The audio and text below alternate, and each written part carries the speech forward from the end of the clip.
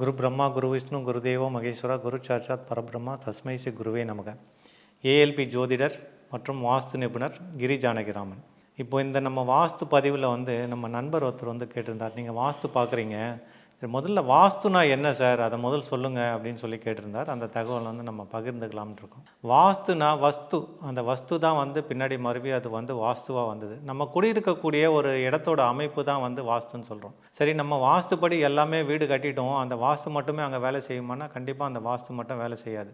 முதல்ல அந்த வீட்டுக்கு எது வேலை செய்யணும், நம்மளுடைய ஜாதகம், நம்மளுடைய சுய ஜாதகம் தான் அங்கே பிரதானமாக வேலை செய்யும். இப்போ நம்மளுடைய ஜாதகத்தில் 4ஆம் பாவம் சொல்லக்கூடிய ஒரு இடம் எந்த மாதிரி ஒரு அமைப்பில் இருக்குது, நம்ம ஜாதகத்தில் எந்தெந்த பாவகங்கள்லாம் சரியில்லாத ஒரு அமைப்பு இருக்கோ அது மாதிரி ஒரு அமைப்புள்ள வீட்டுக்கு தான் நம்ம குடிபோகக்கூடிய ஒரு சூழ்நிலையில் வரும். இதுக்கு நம்ம ஏஎல்பி முறையில் அக்ஷய வாஸ்துன்னு சொல்லிட்டு ஒன்று இருக்குது. ஒவ்வொரு கிரகங்களுக்கும் வேல்யூன்னு சொல்லிட்டு ஒன்று மூர்த்தி சார் ஃபிக்ஸ் பண்ணி கொடுத்துருக்கார்.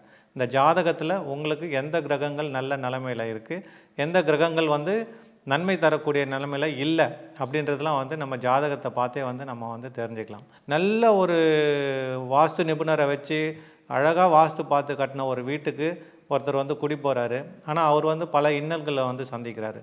ஆனால் அதே சமயம் பார்த்திங்கன்னா ஒரு முட்டு சந்து இருக்கிற ஒரு இடத்துல ஒரு வாஸ்துவே இல்லாத ஒரு வீட்டில் நிறைய பேர் ரொம்ப ஹாப்பியாக இருக்கிறத நம்மளால் பார்க்க முடியுது.